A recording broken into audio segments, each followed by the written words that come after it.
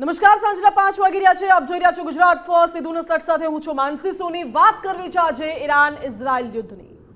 બિલકુલ, હું છું આપની સાથે ભાવિકા. ઈરાન યુદ્ધની વાત કરીશું, પરંતુ ઈરાન અને ઇઝરાયલ યુદ્ધની સ્થિતિની વચ્ચે કેટલા ગુજરાતીઓ ફસાયા છે તેની પણ માનસી આજે વાત કરવી છે.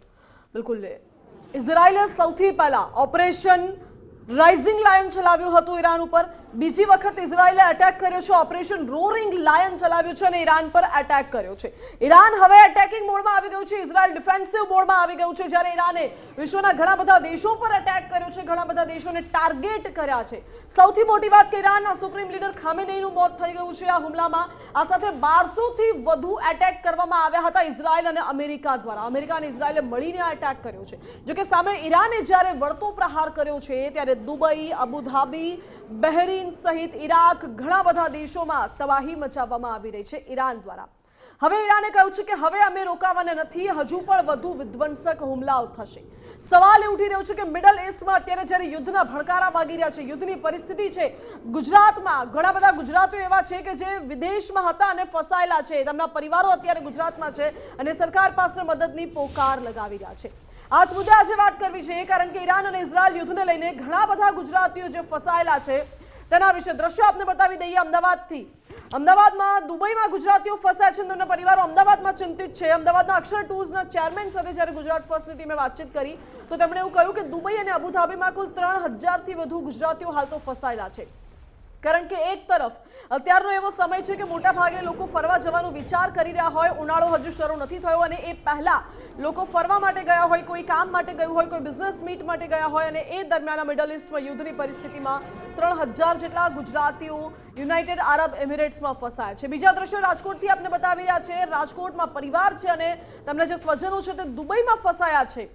રાજકોટના યુવાને દુબઈથી એ શું પરિસ્થિતિ છે જ્યારે હુમલો કરવામાં આવ્યો એ પરિસ્થિતિનો વિડીયો બનાવ્યો છે અને વિડીયો વાયરલ થઈ રહ્યો છે સોશિયલ મીડિયામાં.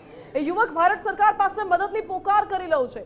કૌશલ માઠવિયાએ વિડીયો જાહેર કર્યો છે. કહ્યું છે કે 10 જણ અમે લોકો અહીં ફરવા માટે આવ્યા હતા અને અત્યારે યુદ્ધની પરિસ્થિતિમાં ફસાઈ ગયા છે, કારણ કે દુબઈ ઇન્ટરનેશનલ એરપોર્ટ પર જ હુમલો કર્યો હતો ઈરાને અને હાલ તો એરપોર્ટ બંધ છે. આ સાથે જ દુબઈમાં રહેતા રાજકોટના પરિવારમાં પણ ચિંતા છે. દુબઈમાં પતિ, પુત્ર અને પુત્રી રહે છે અને જે પત્ની છે રાજકોટમાં રહે છે અને ચિંતા વ્યક્ત કરી રહ્યા છે કે શું થશે. માત્ર 20 કિલોમીટર દૂર જ અહીં મિસાઇલ પડી અને એટેક કરવામાં આવ્યો. બીજા દ્રશ્યો, અમદાવાદનો એક પરિવાર અઝીઝિયામાં ફસાયો છે. યુવકે વિડીયો બનાવીને સોશિયલ મીડિયામાં વાયરલ કર્યો છે અને યુવકનું કહેવું છે કે હવે તો અમારી પાસે રહેવાના, ખાવા પીવાના, દવાના પણ પૈસા નથી, સરકાર કંઈક મદદ કરે. આ તરફ મક્કામાં યાત્રાળુઓ અહીં ગયા હતા અને મક્કા ઉમરા યાત્રા માટે ગયેલા યાત્રાળુઓ ફસાયા છે. તેમના પરિવારજનો વડોદરામાં છે અને ચિંતિત છે. ફારૂક સોનીના પરિવારમાં ચિંતાનું મોજું ફરી વળ્યું છે. તેના પણ દ્રશ્યો છે. પોરબંદરના પણ દ્રશ્યો છે કે જ્યાં કેર ગીવર્સ ઇઝરાયલમાં ફસાઈ ગયા છે. આ સાથે જ સુરતમાં યુવકે દુબઈ જવાનું ટાળ્યું છે. યુવક દુબઈ વ્યાપાર કરે છે, રિયલ એસ્ટેટના બિઝનેસ સાથે સંકળાયેલો છે, પરંતુ દુબઈ જવાનું તેનું પ્લાનિંગ હતું અને જેવી ખબર પડી કે આ યુદ્ધની પરિસ્થિતિ છે તો દુબઈ જવાનું ટાળ્યું છે. ઘણા બધા પરિવારોમાં ચિંતા છે. શું માહોલ છે વિશ્વમાં, મિડલ ઈસ્ટના દેશોમાં પરિવારો કેમ ચિંતિત છે અને અત્યારે શું પરિસ્થિતિ છે અને હવે આગળ શું થવાનું છે, આ વિશે આજે વાત કરવી છે. પરંતુ એ પહેલા સૌથી પહેલા આપણે બધા દ્રશ્યો પણ અલગ અલગ બતાવ્યા. હવે આ બધા લોકોની જે બાઇટ સામે આવી છે, લોકોએ જે વિડીયો બનાવ્યા છે, પોતાની વેદના ઠાલવી છે, પણ બતાવવા છે. સૌથી પહેલા ઇઝરાયલ, યુએસ અને ઈરાન વચ્ચે જ્યાં મહાયુદ્ધની પરિસ્થિતિ છે, કારણ કે Israel plus US versus Iran જેવી પરિસ્થિતિ છે. ભાવિકા, બિલકુલ, ઈરાન ઇઝરાયલ યુદ્ધની સ્થિતિની વચ્ચે અમેરિકા સંયુક્ત રીતે ક્યાંક ઇઝરાયલની સાથે મળીને હવે ઈરાન પર પ્રહારો કરી રહ્યો છે. ત્યારે દુબઈ અને અબુધાબીમાં પણ જે એટેક કરવામાં આવ્યા ઈરાન તરફથી, જે જવાબી કાર્યવાહી કરવામાં આવી હતી, ઈરાનમાં જે હુમલા થયા હતા એ પ્રીએમ્પ્ટિવ એટેક માનવામાં આવે છે અને ત્યારબાદ જવાબી કાર્યવાહીમાં ઈરાને સૌથી વધારે ડ્રોન હુમલા કર્યા છે. દુબઈમાં એરપોર્ટ છે તેને નિશાન બનાવવામાં આવ્યું, અમેરિકાના સૈન્ય બેઝ છે તેને નિશાન બનાવવામાં આવ્યું અને હવે ત્યારબાદ જે પરિસ્થિતિ છે તેની દરેક લોકો પર અસર જોવા મળી રહી છે. કારણ કે ઇઝરાયલ હોય, ઈરાન હોય કે પછી અમેરિકા હોય, એ કહી શકાય ગલ્ફ દેશોની જે એરસ્પેસ છે તે બંધ કરી દેવામાં આવી છે અને તેના લીધે અનેક ફ્લાઇટ કેન્સલ કરી દેવામાં આવી છે. કેટલાય લોકો ફસાયા છે. ગુજરાતીઓ ધંધા અર્થે ગયા હોય, ફરવા માટે ગયા હોય કે પછી ક્યાંક વર્ષોથી રહેતા હોય, એ ગુજરાતીઓના પરિવારમાં પણ એક ચિંતાનું મોજું ફરી વળ્યું છે કે હવે શું થશે અને આ મહાયુદ્ધના ભડકારા વાગી રહ્યા છે. જી બિલકુલ, ટૂર ઓપરેટર્સ જ્યારે ગુજરાત ફર્સ્ટ વાતચીત કરી, ટૂર ઓપરેટર્સ પણ કહી રહ્યા છે કે 3000 જેટલા લોકો ફસાયેલા છે. જો કે ચિંતાની બાબત નથી. સાંભળીએ. ખૂબ મોટી સંખ્યામાં લોકો પ્રવાસ અર્થે આબુધાબી અને દુબઈ ગયેલા છે. તમામ પ્રવાસીઓ અત્યારે સુરક્ષિત છે. હોટલોની અંદર લોકો અત્યારે આરામ ફરવા રહ્યા છે. સાથે વાત કરીએ ફ્લાઇટોની, તો ફ્લાઇટો કેન્સલ થવાના કારણે લગભગ 1500થી વધારે લોકોનો અત્યારે અહીંયા પ્રવાસ રદ થયેલો છે, જે આવનાર સમયની અંદર પ્રવાસ રિશેડ્યુલ કરાશે. પણ અત્યારે જે પ્રવાસીઓ છે એ ફ્લાઇટ કેન્સલ થવાના કારણે અથવા પોસ્ટપોન થવાના કારણે અત્યારે એ લોકો હોટલમાં રોકાઈ ગયા છે. આવનાર સમયની અંદર સામાન્ય સંજોગો થાય એટલે તમામ ફ્લાઇટો શરૂ થશે અને દરેક એરલાઇન્સ પોતે આ ટુરિસ્ટોને પાછા લાવશે. અમે અમારા ફેમિલી સાથે 10 મેમ્બર દુબઈ 3 દિવસથી ફરવા આવ્યા છીએ. ગઈકાલે જે પરિસ્થિતિ થઈ છે, જે તમે જોવો છો, જેવું દુબઈમાં હાલમાં એકદમ બધું સેફ છે, બધા લોકો અવર જવર કરે છે, ખાલી ફ્લાઇટ જ કેન્સલ થઈ છે. બરોબર, આવું થયું છે તો અમારા ઘરે ઇન્ડિયાથી બધા ટેન્શન કરે છે ને બધાના ફોન કોલ્સ આવે છે. તો આપણી ભારત સરકારને વિનંતી કે કોઈ ફ્લાઇટની વ્યવસ્થા કરીને જે ટુરિસ્ટ છે એમને અહીંથી દુબઈથી ઇન્ડિયા લઈ આવવાનો પ્રયાસ જલ્દીથી જલ્દી કરે, જેથી ઇન્ડિયામાં કોઈ चिंता ना करें. अस्सलाम वालेकुम, मेरा नाम है अली करोली वाला. आज तारीख है 1 मार्च. अभी टाइम हो रहा है यहाँ का 9:36. यहाँ पर हम अजीजिया होटल में हैं. अजीजिया है होटल में स्टे कर रहे हैं. कल हमारी फ़्लाइट कैंसिल हो गई थी जिद्दा एयरपोर्ट से, तो हम ये अजीजिया है होटल पे. और यहाँ पर सब लोगों का ये कहना है, लोगों के पास पैसे नहीं है और होटल का रेंट बहुत ज़्यादा है. कई लोग तो अफोर्ड नहीं कर पा रहे हैं. तो हमारे ये अपील है कि हमारे को जब तक फ़्लाइट का बंदोबस्त नहीं हो रहा तब तक हमारे को यहाँ पे सरकार की मदद मिले.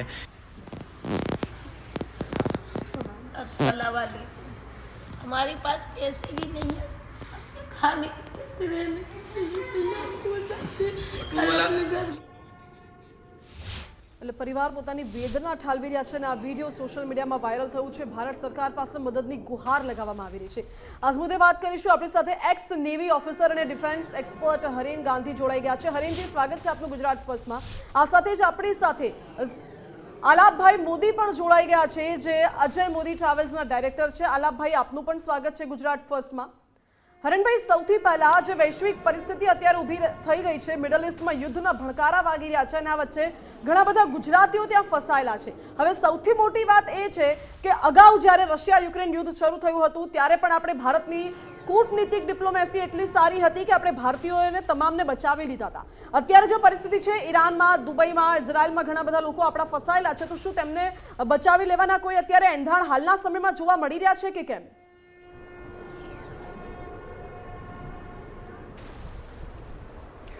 અત્યારે જે યુદ્ધની પરિસ્થિતિ છે અને જ્યારે બંનેમાંથી કોઈ પણ એક સેકન્ડ પણ લેટ કરવા માટે તૈયાર નથી, આવા સમયે ઇન્ડિયા એ યુદ્ધની અંદર ઇન્ડલ્જ થાય અને એમને રિક્વેસ્ટ કરે, એ ખરેખર પ્રેક્ટિકલી પોસિબલ નથી લાગતું.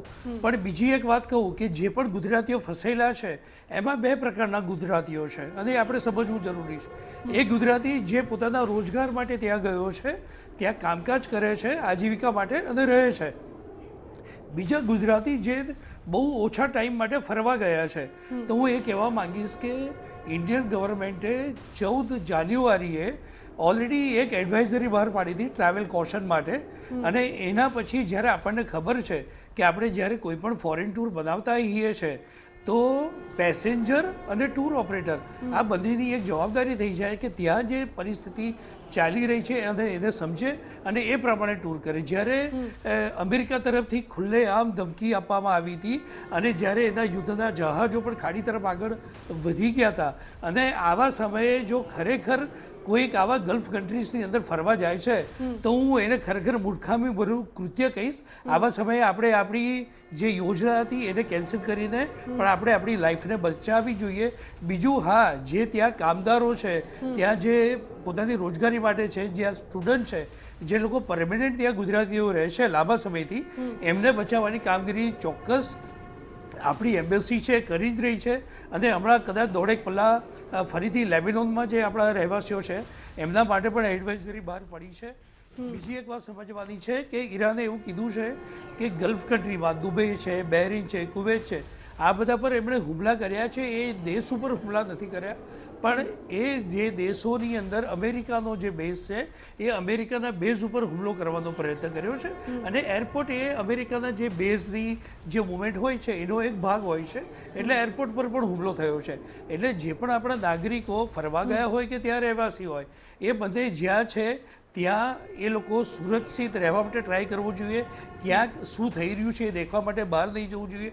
શક્ય હોય તો બહુ હાઈ રાઇઝ મોટી બિલ્ડિંગ હોય એમાંથી એવી જગ્યાએથી એમણે લો રાઇઝ બિલ્ડિંગ પર આવવાનો પ્રયત્ન કરવો જોઈએ અને જે ખોરાક અને પાણી છે એનો એક શિસ્ત પ્રમાણે ઉપયોગ કરવો જોઈએ, કારણ કે આ યુદ્ધની સ્થિતિ કેટલી વણસશે એ આ કઈ નક્કી નથી. એક વાત એવી છે કે જે આયતોલ્લા ખોમેનીનું નિધન થયું છે પ્રી પ્લાન અને હતું, કારણ કે વડાપ્રધાન નરેન્દ્ર મોદી ઇઝરાયલ જાય છે, પીએમ મોદી ઇઝરાયલથી આવે છે અને એક દિવસ પછી ઇઝરાયલ અને અમેરિકા મળીને હુમલો કરે છે. સાથે જ એટેક કરવામાં આવ્યો છે ટોમ હોક મિસાઇલથી કરવામાં આવ્યો છે, જે માત્ર ને માત્ર અમેરિકા પાસે છે. એટલે એ તો યુએસએ પણ પોતાનું સ્ટેન્ડ ક્લિયર કરી દીધું છે, પરંતુ શું આખું એ પ્રી પ્લાન્ડ આપણને લાગી રહ્યું છે?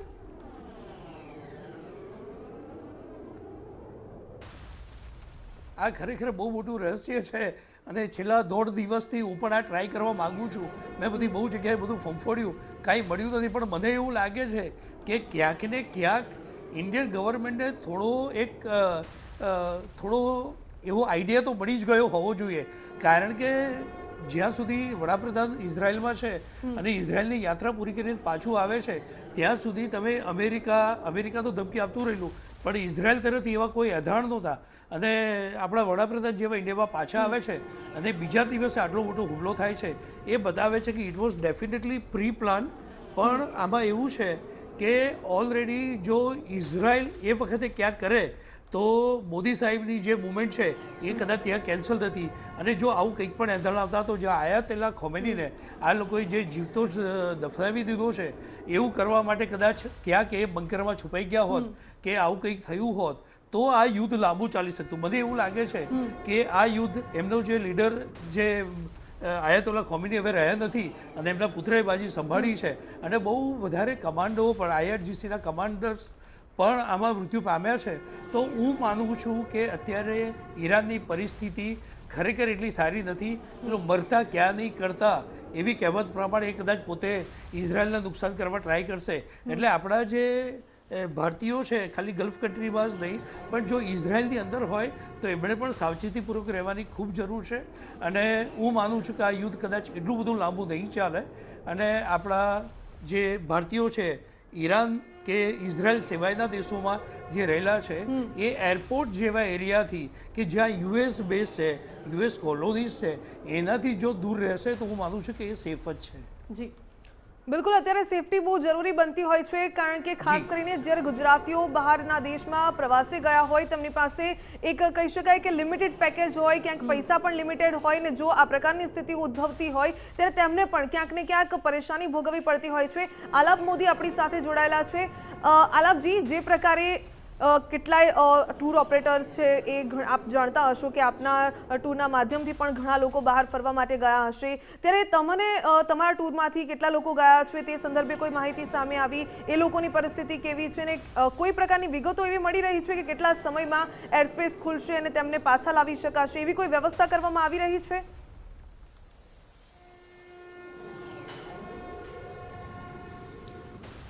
જો બેન વાત કરીએ તો હાલમાં અત્યારે એક્સપ્રેસની તો લગભગ ગવર્મેન્ટ તરફથી અને એરલાઇન તરફથી 5 તારીખ સુધીનું વેવર આપી દેવામાં આવ્યું છે. એટલે 5મી માર્ચ સુધી એવું દેખાઈ રહ્યું છે કે ઘણી બધી ફ્લાઇટો ચાલશે અથવા વન વે ચાલશે, એટલે કે પાછા લાવવા માટેની કાર્યવાહી શરૂ થશે જો ત્યાંની એરસ્પેસ ખુલશે તો. જવા માટે અહીંયા 5 માર્ચ સુધીનું કીધું સરકારે કે તમે રિફંડ લઈ શકો છો અને એરલાઇન બી એને ઓબે કરી રહી છે. રહી બીજી પ્રવાસીની વાતો, હાલમાં જે પ્રવાસીઓ દુબઈમાં છે મોટાભાગે મુશ્કેલી વગર છે, કારણ કે દુબઈ અને અબુધાબી બે સિટીમાં ગુજરાતી છે. લગભગ અમદાવાદથી અને ગુજરાતથી રોજની જોવા જઈએ તો લગભગ 12 થી 13 ફ્લાઇટો ડેલી કનેક્ટેડ છે જે અલગ અલગ યુએના પાર્ટમાં જતી હોય છે અને પ્રવાસી બહુ મોટી સંખ્યામાં દુબઈ જતા હોય છે. કારણ કે ઇન્ટરનેશનલ ટુરિઝમ જો વાત કરીએ તો પ્રવાસીનું પહેલું સપનું દુબઈ હોય છે અને એના અનુસંધાન પ્રવાસી જતા હોય છે. પણ હાલમાં જે મુશ્કેલી વર્તાઈ રહી છે અને જે દેખાય છે એ મુજબ કદાચ આગળ આ વસ્તુની અસર થઈ શકે છે.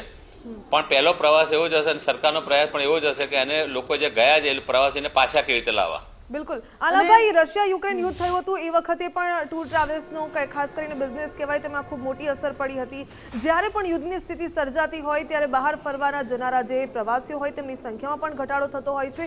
જ્યારે પણ યુદ્ધની પરિસ્થિતિ સર્જાય ત્યારે આ બિઝનેસ પર કેવી અસરો જોવા મળતી હોય છે?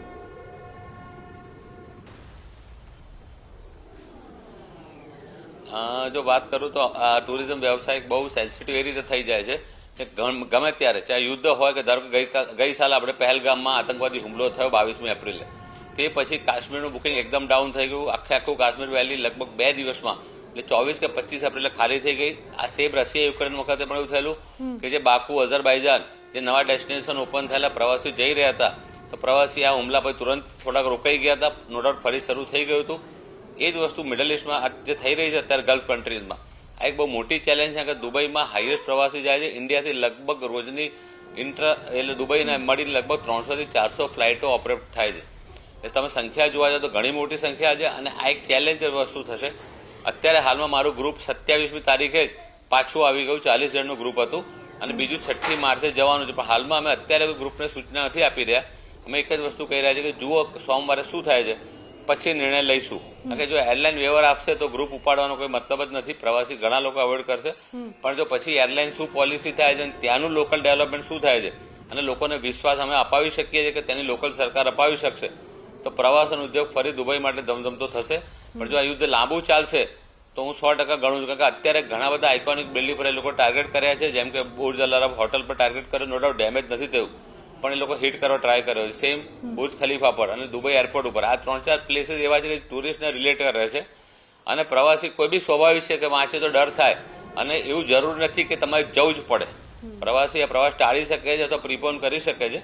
તો આ બધી વસ્તુ થતી હોય છે. એટલે અમે બી અત્યારે બધા જ વિકલ્પ ખુલ્લા રાખીને ચાલી રહ્યા છીએ.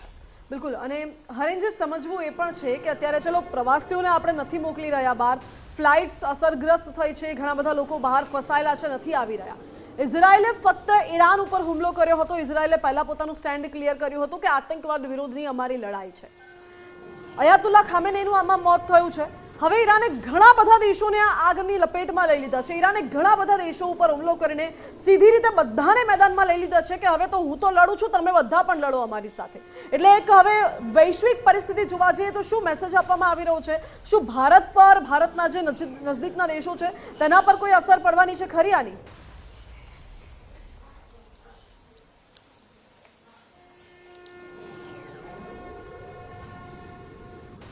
ચાલી રહ્યું છે એમાં કોઈ પણ દેશ એવો બાકી નહીં હોય કે જેની પર અસર નહીં થતી હોય.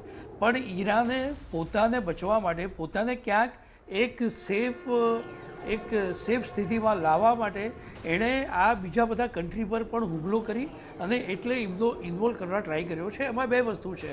આઈધર જ્યાં યુએસના બેઝ છે, જેવી રીતે દુબઈ છે, બહેરીન છે, કુવૈત છે, યેમેન છે, આ બધી જગ્યા આ લોકો ઇકોનોમિકલી પાવરફુલ કન્ટ્રી છે.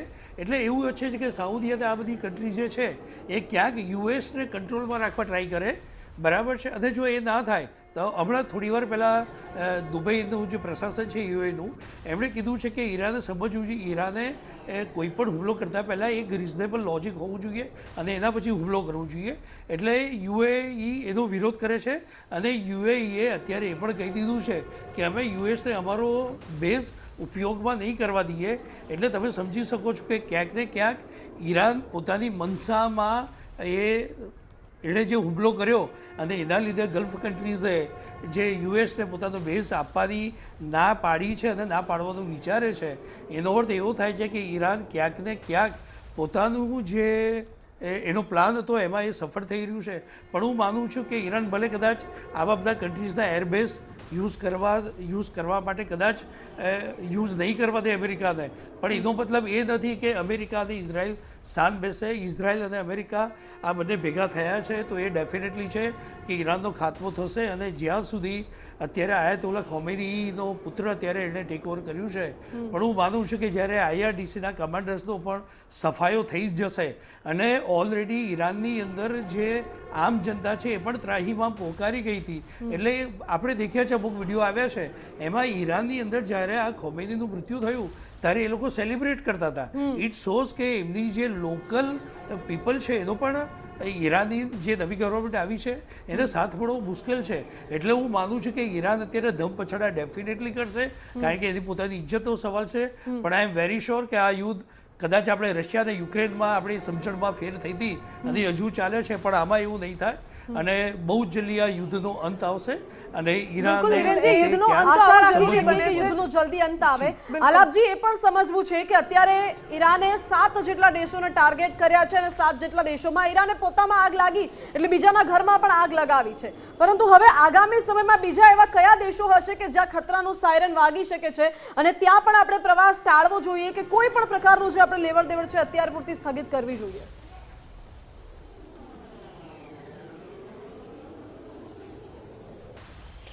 જો હું આગળની વાત કરું, અત્યારે 7 દેશોની જે કનેક્ટિવિટી હતી તો મેઇન દુબઈ અને અબુધાબી, કારણ કે ત્યાંના બંને મેજર એરલાઇન છે, એતિહાદ અને એમિરાટ્સ, એ ચાલે છે. સાથે દોહા કતાર એરવેઝમાં બી ડિસ્ટર્બન્સ થયું છે, એટલે કારણ કે એર સ્પેસ બંધ થઈ ગઈ છે દોહા પર.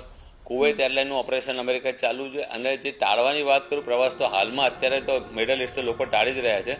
પણ જો આ યુદ્ધ લાંબુ ચાલે અને એની અસરો વધારે થાય તો કદાચ આ અસરો યુરોપ સુધી પણ વર્તાય. કારણ કે યુરોપના બી ઘણા બધી જગ્યાએ કન્ટ્રીઝમાં, યુરોપિયન કન્ટ્રીની અંદર જે અમેરિકન એરબેઝ આવેલા છે અને ઈરાન ડાયરેક્ટલી ઇનડાયરેક્ટલી એટેક કરે તો પ્રશ્ન સર્જાઈ શકે એમ છે. કારણ કે જે અમે સમજી રહ્યા છે મુજબ આ યુદ્ધ 100% બહુ લાંબુ નહીં ચાલે, પણ આ યુદ્ધ પછીના જે સાઈડ ઇફેક્ટ છે એ બહુ મોટા દેખાઈ રહ્યા છે અમને પણ. કારણ કે એક વસ્તુ છે, એ લોકોના સુપ્રીમ લીડર હતા જેની પર હિટ કરવામાં આવ્યું છે અને એ લોકો લાગણીથી જોડાયેલા હતા. આપણે આપણા દેશમાં બી જોઈ રહ્યા છે તો શ્રીનગરમાં બી વિરોધ પ્રદર્શન થયા, લખનૌમાં વિરોધ પ્રદર્શન, ઘણા બધા સ્થળો પર આપણા દેશમાં પણ વિરોધ પ્રદર્શન થયા છે એમના આ રીતે એસોસિએશનના વિરોધમાં. તો હું જોઈ રહ્યો છું કે કદાચ આનો અસર તુરંત તો કદાચ યુદ્ધ રોકાઈ જશે, પણ પાછળથી બી આના સાઈડ ઇફેક્ટ આવી શકે છે. હવે કઈ રીતના ક્યારે આવશે તો ભગવાનને ખબર, પણ પરિસ્થિતિ કદાચ ગંભીર થઈ શકે છે આનાથી.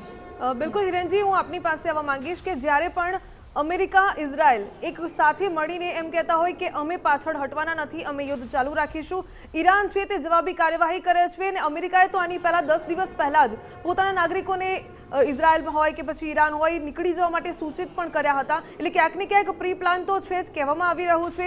ઇઝરાયલે તો પોતાના દેશમાં વર્ક ફ્રોમ હોમ માટે કહી દીધું, શાળા કોલેજમાં રજા જાહેર કરી દીધી, એ સ્પેસ બંધ કરી દીધું, ત્યાર પછી પ્રીએમ્પ્ટિવ એટેક કર્યો હતો. એટલે કે એણે પૂરતી તૈયારી કરી લીધી હતી. ઈરાનને હવે ક્યાંક ને ક્યાંક હવે એ પૂરતી તૈયારીની સાથે આગળ આવશે, કેમ કે ખામેનીના મોતનો બદલો ચોક્કસપણે લેશે. એ ચૂપ બેસવા વાળામાંથી નથી અને હવે ઉત્તરાધિકારી પણ પસંદ કરી લેવામાં આવ્યો છે. શું લાગી રહ્યું છે કે અમેરિકા અને ઇઝરાયલ ઈચ્છી રહ્યું છે કે તખ્તા પલટ થાય, આતંકવાદનો અંત આવ્યો, એ શબ્દ પણ ડોનાલ્ડ ટ્રમ્પે વાપર્યો છે. પરંતુ જે ખામેનીને કહી શકાય ઉત્તરાધિકારી સામે આવી ચૂક્યો છે, ત્યારે ઈરાન ચૂપ નહીં બેસે અને હવે જવાબી કાર્યવાહી પણ કરી રહ્યું છે. અસર બધા દેશોમાં થશે. આપને શું લાગી રહ્યું છે કે આ જે મહાયુદ્ધ શરૂ થઈ ગયું છે, 40% એનર્જી જે ખાસ કરીને ઈરાનથી આવે છે, બીજા દેશોમાં તેની અસર કેવી રીતે જોવા મળશે?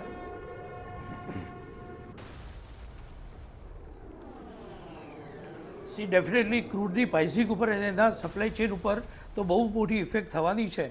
પણ આ જે હુમલો હતો એ ડેફિનેટલી પ્રી પ્લાન હતો, અમેરિકા અને ઇઝરાયલ પ્રી પ્લાન હતો અને એ જગ જાહેર પણ હતો. બસ સમયની રાહ દેખાતી હતી કે કયા સમયે હુમલો થાય. અને તમે દેખ્યું હશે તો જે ઓલરેડી આયાતોલ્લા ખોમેનીનો જે રાઇટ હેન્ડ કહેવાય એ વ્યક્તિને ઇઝરાયલ કમ્પ્લીટલી ફોલો કરતું હતું.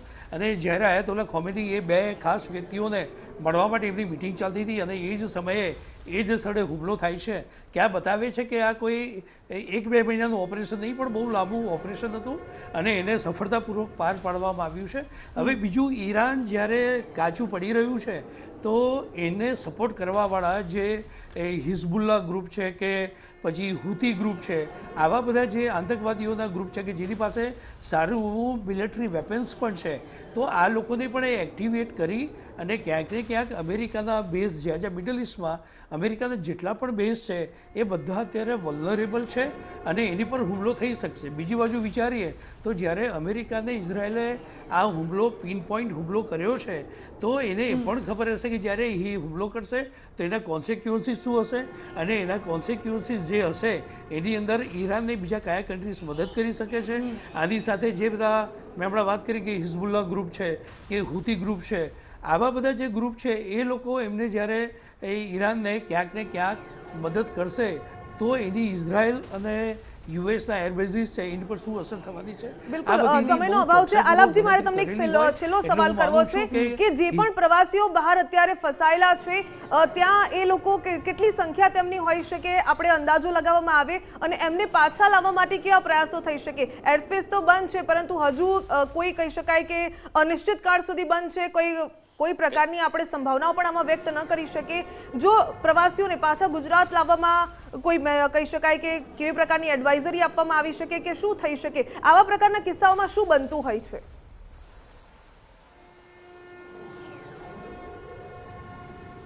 જો આ પ્રકારની વાત કરું તો અત્યારે દુબઈ અને અબુધાબીની જ ખાલી વાત કરીએ તો લગભગ મેં જેમ કીધું કે લગભગ 13 થી 14 પ્લેનની કનેક્ટિવિટી છે અને એવરેજ 200 પેસેન્જરની ગણીએ તો લગભગ 2600 પેસેન્જર ડેલી અપડાઉન થતા હોય છે.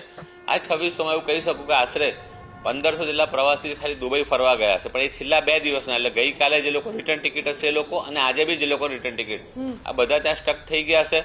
અને આવતા હજુ કેટલા દિવસ સુધી પ્રવાસીઓ ત્યાં રહેશે તે સંખ્યા જુદા લાગે છે કે 10 થી 12,000 પ્રવાસી નેક્સ્ટ 2-3 દિવસમાં જો હજુ એરલાઇન બંધ રહેશે તો એ લોકો સ્ટક થઈ જશે, જેમાં પૈસાથી માંડીને બધી મુશ્કેલી સર્જાતી હોય છે. હા, ભોજન મળી રહેશે કારણ કે અત્યારે ત્યાં બધું સિટી ચાલુ છે. હોટેલ એકોમોડેશનમાં પણ વાંધો નથી આવી રહ્યો કારણ કે નવા પેસેન્જર જઈ નથી રહ્યા તો રૂમ સામે એક્સચેન્જમાં મળી જતા હોય છે. પણ આ પરિસ્થિતિ લાંબી રહેશે તો લોકો માટે મુશ્કેલી સર્જાશે. અને વૈકલ્પિક વ્યવસ્થામાં એવું છે કે સરકાર પાસે જ્યાં સુધી એરસ્પેસ ચાલુ ના થાય, અહીંયા કોઈ રોડ કનેક્ટિવિટી નથી, ક્યાં પછી આને કારણ કે મિડલ ઇસ્ટના તમામ દેશો બંધ છે. જો એકાદ દેશ બી ચાલુ હોત તે લોકો રોડ બાય રોડ ટ્રાન્સફર કરે છે, જેમ આપણે ભૂતકાળમાં જોયું છે. પણ જ્યાં બી ત્યાંથી એરપોર્ટ નજીકમાં છે, જે 1000 માઇલ્સ 2000 માઇલ્સના ડિસ્ટન્સમાં, તે તમામ એરસ્પેસ બંધ છે. તો હવે તો એક જ વસ્તુ જોવાની કે દુબઈ અને અબુધાબીનું એરપોર્ટ જે મેઇન ચાલુ થાય અને સરકારશ્રી તરફથી જે વિમાનની વ્યવસ્થા કરવામાં આવે, જે પહેલી તકે ત્યાંથી લોકોને પ્રવાસીને પાછા લાવવામાં આવે, તો એનાથી જે ફાસ્ટ કામ થશે એનાથી ઝડપથી કોઈ કામ નહીં કરી શકે. જી આલાપભાઈ, હિરેનભાઈ, આપ બંનેનો ખૂબ ખૂબ આભાર અમારી સાથે જોડાવા માટે.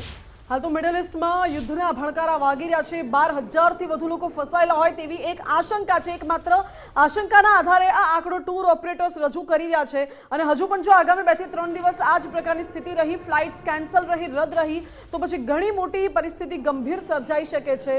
પરંતુ આ બધાની વચ્ચે આપણી વિદેશી કૂટનીતિ કેટલી મજબૂત છે, સાથે સાથે અને આ યુદ્ધ ક્યારે અટકે છે કે પછી ક્યારે માત્ર ને માત્ર એક બ્રેક લેવામાં આવે છે જે લોકો છે અસરગ્રસ્ત તેમને નીકાળવા માટે, એના ઉપર નજર રહેશે. કારણ કે રશિયા યુક્રેન યુદ્ધમાં પણ આ જ પ્રકારે ભારતની ડિપ્લોમેસી એકદમ મજબૂત રહી હતી અને યુદ્ધ થોડા સમય માટે રોકાયું હતું, જે સમય દરમિયાન ભારતીયોને બચાવી લેવામાં આવ્યા હતા, પરત લાવવામાં આવ્યા હતા. એટલે હવે આ પરિસ્થિતિમાં આગામી સમયમાં કેવો નિર્ણય સરકાર દ્વારા લેવામાં આવે છે તેના ઉપર નજર રહેશે.